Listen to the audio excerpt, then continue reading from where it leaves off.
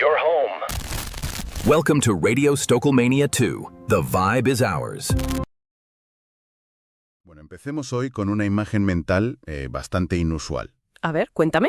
Imagina que un trabajador cualquiera, pues entra en una empresa nueva, ¿vale?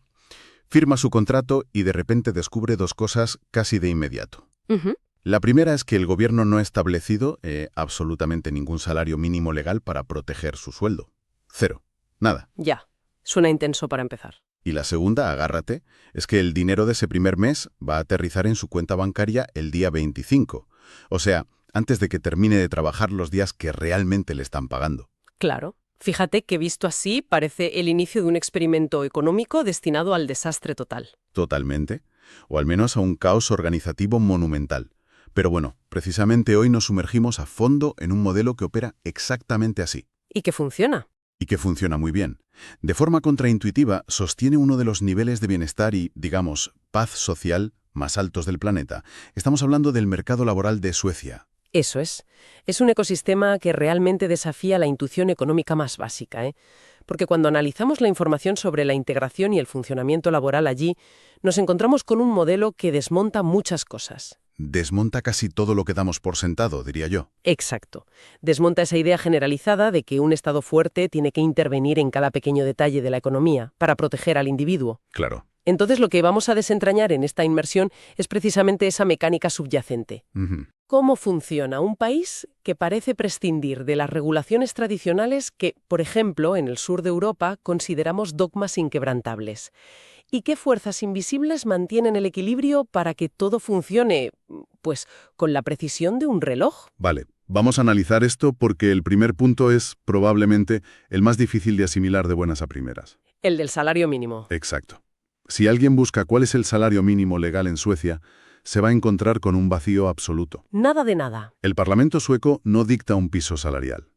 Y claro, la reacción instintiva de cualquiera ante esto es pensar en una carrera hacia el abismo. Lógico. En plan, las empresas tienen vía libre para reducir los sueldos al mínimo indispensable y crear una precariedad masiva. Entonces, ¿cómo es posible que no exista una ley que dicte lo mínimo que se puede pagar por una hora de trabajo? Pues porque han sustituido la ley estatal, la ley del gobierno, por algo que en la práctica es muchísimo más estricto y sobre todo adaptable. Vale. Los famosos convenios colectivos, que allí se conocen como los Kollektivavtal. Kollektivavtal. Madre mía con la pronunciación. Sí, bueno, hacemos lo que podemos con el sueco. Pero el concepto es la clave. No estamos hablando de acuerdos genéricos o de simples recomendaciones sin peso legal, ¿eh? Ya. Son negociaciones directas, sector por sector, entre los sindicatos de trabajadores y las organizaciones empresariales. O sea, los propios implicados. Exactamente. Ellos son los que fijan el salario mínimo para cada categoría, las subidas anuales, las condiciones de las horas extras, todo. Y la clave de por qué esto no termina en explotación pura y dura es el poder de cobertura. ¿A qué te refieres con la cobertura? A que más del 80% de los asalariados están bajo el paraguas de uno de estos convenios. Es masivo. Vale, pero a ver, me pongo en el papel de un empresario escéptico. A ver. Si no hay una ley del gobierno que me obligue, que me impide a mí montar una empresa, negarme en rotundo a firmar ese convenio colectivo y pagar por debajo de la media para reventar los precios de mis competidores. Claro, la típica trampa del libre mercado. Eso es. Tiene que haber un mecanismo que evite ese escenario de competencia desleal, ¿no? Y lo hay, vaya si lo hay. Pero no es un inspector de trabajo del gobierno con una libreta de multas, es la propia presión del ecosistema laboral. Ojo. Lo fascinante de esto es que si una empresa se niega a firmar un convenio colectivo, los sindicatos tienen el derecho legal de iniciar lo que llaman acciones de simpatía o solidaridad. Acciones de simpatía. Suena hasta amable. Suena muy amable, pero es letal para un negocio. Esto significa que no solo los empleados de tu propia empresa pueden ir a la huelga, Vale. sino que los trabajadores de otras empresas sindicalizadas pueden negarse legalmente a dar cualquier tipo de servicio a esa compañía rebelde. Espera. O sea que los basureros podrían, digamos, negarse a recoger la basura de esa oficina. Te bloquean, exacto. O los carteros, negarse a entregarles el correo. Madre mía, es un boicot en toda regla. Totalmente. Los transportistas pueden bloquear la entrega de mercancías, los técnicos de mantenimiento pueden decidir no reparar los servidores de esa empresa. Es un mecanismo de aislamiento comercial brutal. Es que te hunden. Te paralizan por completo. Así que firmar el convenio no es un acto de caridad del empresario sueco, ¿eh?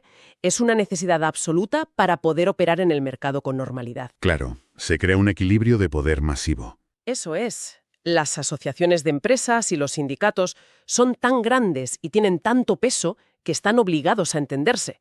Porque si rompen la baraja, la economía entera se paraliza. Fíjate, es como, si hacemos una analogía, es como una estructura de tensegridad en la arquitectura, ¿sabes? ¿Ah, sí?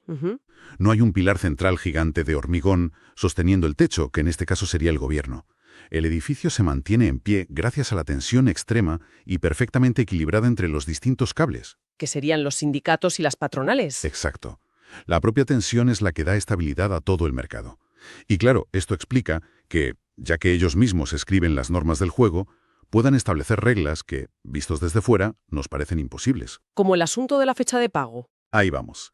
El famoso día 25, porque aquí es donde la mecánica financiera me genera unas cuantas dudas. Es un aspecto fascinante de las finanzas personales y corporativas allí. Es que, a ver, en la gran mayoría de los países, la lógica dicta que el salario se abona a mes vencido. Claro, trabajas y luego cobras. Se presta el servicio completo, llegas al día 30 o 31 y entre el 1 y el 5 del mes siguiente se emite el pago. Es un modelo retroactivo. Pero según las fuentes que analizamos hoy, allí el estándar inamovible es que la transferencia bancaria llega el día 25 del mismo mes en curso. Exactamente. El 25 tienes el dinero del mes en tu cuenta. Y aquí es donde se pone muy interesante y a la vez un poco estresante si lo piensas desde el punto de vista de la empresa. A ver, dime. Si el ingreso entra el día 25, significa que del 26 al 31 se están cobrando días que físicamente aún no se han trabajado. Claro, matemáticamente es así. A nivel contable y de riesgo para una pyme, por ejemplo, adelantar esa liquidez antes de cerrar el ciclo de producción del mes parece súper arriesgado. ¿Qué ocurre si un empleado cobra el 25 y el 26 decide no aparecer nunca más? Coge el dinero y corre, ¿no? Exacto. La empresa asume una pérdida directa. Es una duda muy lógica, y el mecanismo interno de las nóminas en Suecia resuelve este riesgo con un desfase temporal en el cálculo de las variables. Ah, vale. O sea, no todo se paga de golpe. No, a ver, el salario base fijo sí se paga efectivamente hasta el final del mes, pero cualquier variable como las horas extras, las ausencias por enfermedad o los días de vacaciones que te hayas tomado, Sí, todo eso tiene una fecha de corte que suele ser el día 15. entiendo. Así que cualquier eventualidad que ocurra después del 15 de un mes se ajusta y se descuenta en la nómina del día 25 del mes siguiente. Hay un colchón contable. Vale, hay un margen de maniobra. Pero bueno, aún así, sigue requiriendo un nivel de confianza institucional gigantesco. Se asume por defecto la buena fe del empleado. Totalmente. Se parte de la base de que la gente va a cumplir, pero además hay una razón macroeconómica de muchísimo peso para mantener este sistema. ¿Cuál es? La sincronización absoluta de la economía nacional. La sociedad sueca basa su estabilidad en la previsibilidad. Prácticamente todas las obligaciones financieras importantes de los ciudadanos tienen su vencimiento el día 1 o el último día del mes. ¿Te refieres al alquiler, la hipoteca? El alquiler, los seguros, la factura de la electricidad, la cuota del coche, todo. Claro, el latido económico del país está acompasado. Esa es la palabra. Si toda la población asalariada recibe una inyección de liquidez simultánea el día 25, se genera una ventana de, 5 o 6 días de tranquilidad financiera absoluta. Exacto. El ciudadano tiene la cuenta llena justo antes de que empiecen a llegar los temidos cargos automáticos. Claro, nadie tiene que estar llamando al propietario del piso el día 3, sudando frío y diciendo que la nómina se ha retrasado en el banco. Lo cual elimina un porcentaje gigantesco de estrés social y de fricción económica. Es verdad. Y ojo, para los negocios y los bancos esto también es ideal. Saben exactamente cuándo el consumidor tiene mayor poder adquisitivo y cuándo se van a liquidar las deudas de golpe. Es una economía que fluye sin esos cuellos de botella mensuales. Resulta brillante al entender esa coreografía macroeconómica. Ahora bien, si ya sabemos cómo se negocian los sueldos y cuándo llegan a la cuenta, toca mirar los números crudos. Vamos a los datos. ¿De cuánto esfuerzo y cuánto dinero estamos hablando? porque al revisar los datos de la OCDE en las fuentes hay un contraste brutal. Ujú. Un trabajador medio en este modelo asume unas 200 horas laborales menos al año si se compara con países del sur de Europa, como puede ser España. 200 horas es muchísimo. Es una locura. 200 horas equivalen aproximadamente a 25 días laborables completos. Es literalmente un mes entero menos de trabajo cada año. Y la paradoja económica, o bueno, lo que parece una paradoja desde fuera, Sí, es que trabajar un mes menos al año no se traduce en una pérdida de poder adquisitivo. ahí está. Al contrario, ajustando el coste de vida y la paridad de poder de compra, los salarios medios son notablemente superiores. ¿De qué cifras hablamos? Pues situándose alrededor de las 37.000 a 39.000 coronas mensuales, que al cambio rondan entre los 3.500 y los 3.700 euros brutos. ¡Qué fuerte! Y ojo, para los trabajos no cualificados, como limpieza o restaurantes, los convenios aseguran salarios de entre 16.000 y 18.000 coronas brutas. O sea, garantizan condiciones muy dignas. Exacto. La base es muy sólida para todos. Pero claro, es vital entender cómo se sostiene esa productividad. Porque si todo un país trabaja un mes menos al año, la lógica te dice que el PIB debería resentirse. Claro. Pero el mecanismo aquí parece ser una eficiencia feroz en el puesto de trabajo. La cultura no premia el calentar la silla. Y la presencia física innecesaria, totalmente. Las reuniones son cortas, la jerarquía superplana, lo que acelera las decisiones. Y cuando llega la hora de salida, las oficinas se vacían. Se prioriza el resultado, no el presentismo. Es una cultura de alta densidad productiva. Haces lo que tienes que hacer y te vas. Pero, a ver, hay que aterrizar esos salarios en otra realidad ineludible. Uy, El elefante en la habitación. la carga fiscal, exacto. Es imposible analizar este modelo sin abordar el enorme peso de los impuestos. Claro, para un salario medio como el que mencionábamos antes, la retención directa sobre la nómina oscila en torno al 30%, o incluso más, dependiendo de la región. Y ese es el punto de fricción clásico en cualquier debate económico. Entonces, ¿qué significa todo esto? Porque un 30% directo sobre el salario es una cifra muy contundente. Es un buen mordisco, sí. La pregunta de fondo que se puede plantear la audiencia es ¿cómo asimila la sociedad esta sustracción constante de riqueza individual? Desde una óptica estrictamente financiera, uno podría pensar que desincentiva el esfuerzo. ¿Claro? ¿Por qué el ciudadano medio acepta ceder un tercio de lo que genera sin que haya, yo qué sé, revueltas en las calles? Si conectamos esto con el panorama general, lo entendemos rápido. Porque no se percibe como una pérdida de riqueza, se percibe como una externalización del riesgo. ¿Cómo es eso? Hay que analizar objetivamente qué se obtiene a cambio de ese porcentaje. En economías con menor carga fiscal, el individuo retiene más dinero en su cuenta a fin de mes, sí, Ujú. pero asume todo el riesgo vital. Tiene que ahorrar de forma agresiva por si se queda sin empleo, crear un fondo gigante para pagar la universidad de sus hijos o contratar seguros médicos privados muy costosos por si hay una enfermedad grave. O sea, es como si el propio individuo fuera su propia compañía de seguros. Exacto. Si algo falla en tu vida, el impacto financiero recae de forma exclusiva sobre tus propios ahorros. Eso es. Y lo que hace el modelo sueco con ese 30% es mutualizar ese riesgo a gran escala. Claro, lo reparten. La alta tributación financia una red de seguridad integral. La sanidad pública absorbe prácticamente cualquier eventualidad médica sin arruinar a la familia. Que eso ya te quita un peso enorme de encima. Totalmente. La educación, desde los primeros años hasta los estudios universitarios, está completamente cubierta por el Estado. E incluso existe una red de guarderías y educación infantil tan fuertemente subsidiada que tener hijos no expulsa a nadie del mercado laboral. Que es algo súper común en otros sitios. Sí, y allí es fundamental para mantener esa alta tasa de empleo y productividad general. Nadie se queda atrás por formar una familia. Entonces, claro, la mecánica del impuesto aquí funciona casi como una liberación de capital privado. Fíjate, qué interesante verlo así. Es que, si lo piensas, si un ciudadano no necesita guardar decenas de miles de euros bajo el colchón para emergencias médicas o para el futuro académico de los niños, ese dinero mensual que le queda en la cuenta, El neto. exacto, aunque parezca menor tras el hachazo de los impuestos, es liquidez real.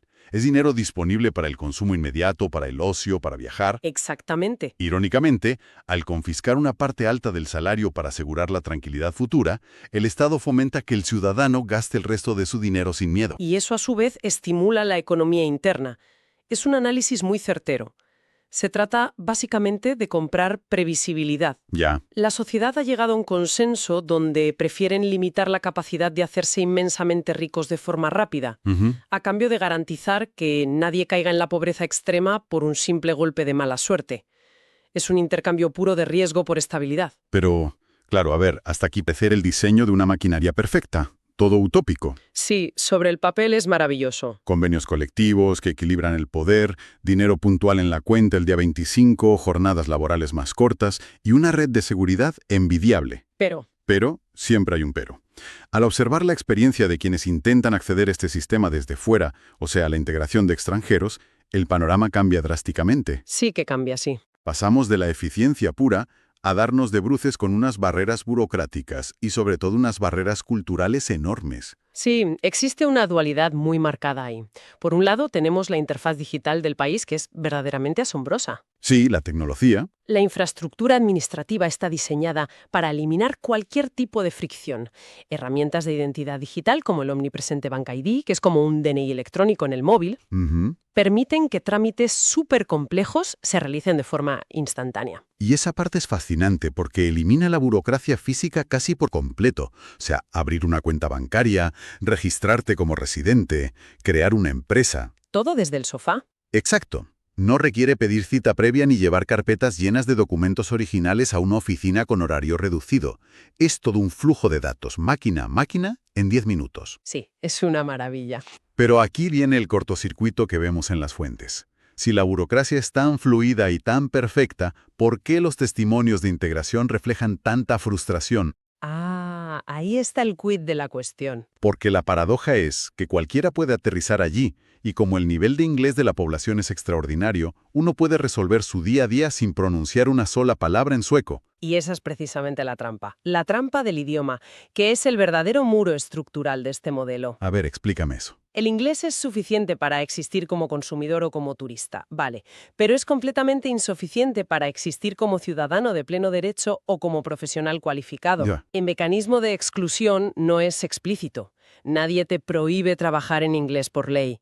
Pero la realidad de las dinámicas empresariales, el día a día en la oficina, es otra historia completamente distinta. Se podría ver, haciendo otra analogía, como si el país funcionara con dos sistemas operativos diferentes, ¿no? Me gusta por dónde vas. El sistema operativo burocrático y comercial es como una interfaz pública y de código abierto.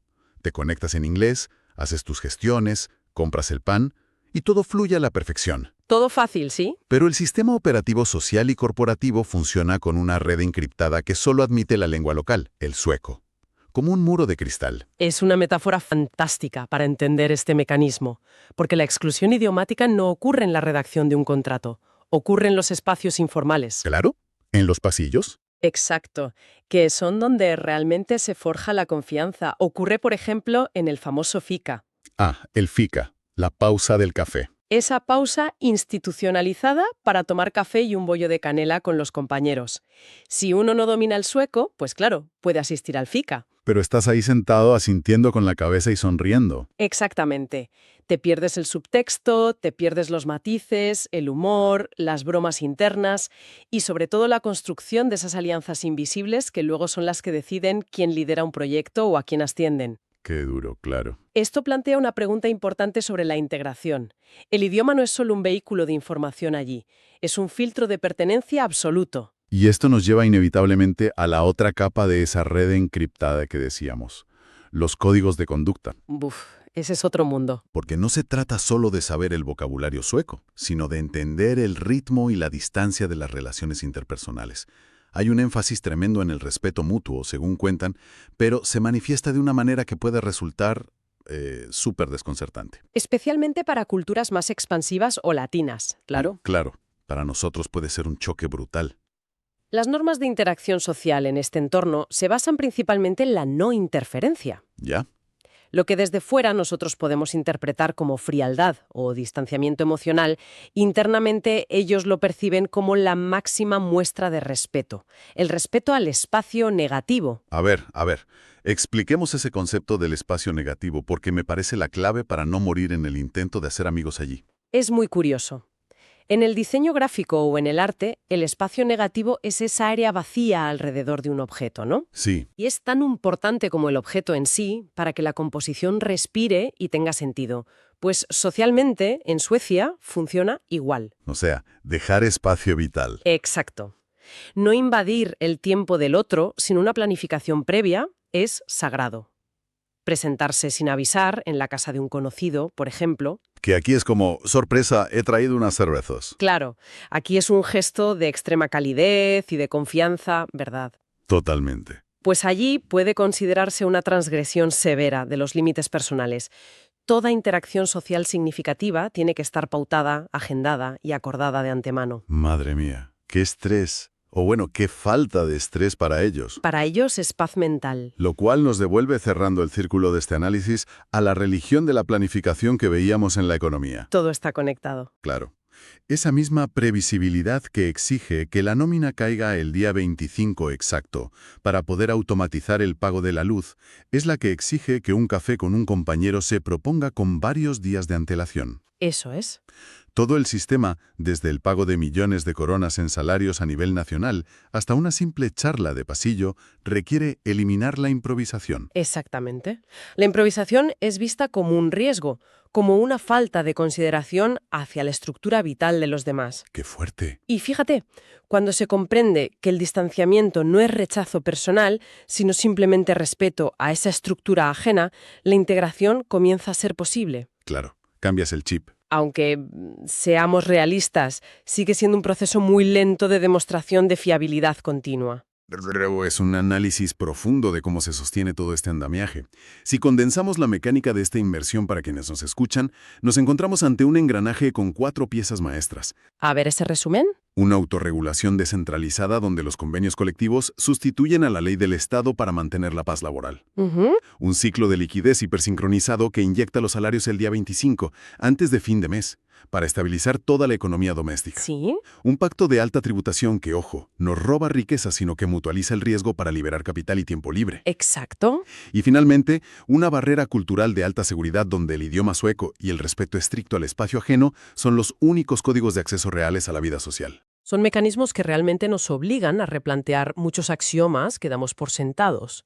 Solemos buscar el éxito de una economía en, no sé, en sus recursos naturales o en políticas fiscales súper abstractas. Claro. Pero lo que hemos diseccionado hoy en este análisis deja flotando una reflexión de mucho mayor calado para explorar más allá de estas fuentes. ¿Cuál sería? ¿Y si el verdadero motor económico, la infraestructura más valiosa pero a la vez más frágil de este modelo sueco, no es su industria, sino la confianza extrema? Fíjate, confianza como infraestructura pura y dura. Precisamente. Confiar ciegamente en el que el empresario firmará el convenio para no paralizar el país. Confiar en que el empleado no huirá si le pagas el día 25. Confiar en que ese 30% de impuestos se transformará en bienestar real cuando vayas al hospital. Es brutal visto así. Si asimilamos esa confianza y esa previsibilidad no como virtudes morales o de ser buena gente, sino como herramientas macroeconómicas tangibles que reducen los costes de fricción en toda la sociedad, el rompecabezas tiene todo el sentido del mundo. Totalmente. Y el reto para quien nos escuche es preguntarse, ¿qué ocurre en un sistema así cuando esa confianza empieza a agrietarse? Ojo, esa es una pregunta fundamental para llevarse de esta sesión, ¿eh? Y deja clarísimo que no se trata simplemente de, bueno, voy a copiar y pegar leyes o a subir impuestos en otros países esperando el mismo resultado mágico. Para nada. Porque sin esa infraestructura invisible de la que hablas, esa confianza extrema y colectiva, el castillo de naipes colapsaría en cuestión de días. Así es. Un análisis espectacular, de verdad, de la mecánica que hay detrás del telón de este modelo. Nos despedimos por hoy dejando esta reflexión final sobre cómo construimos o cómo destruimos la confianza en nuestros propios sistemas en el día a día.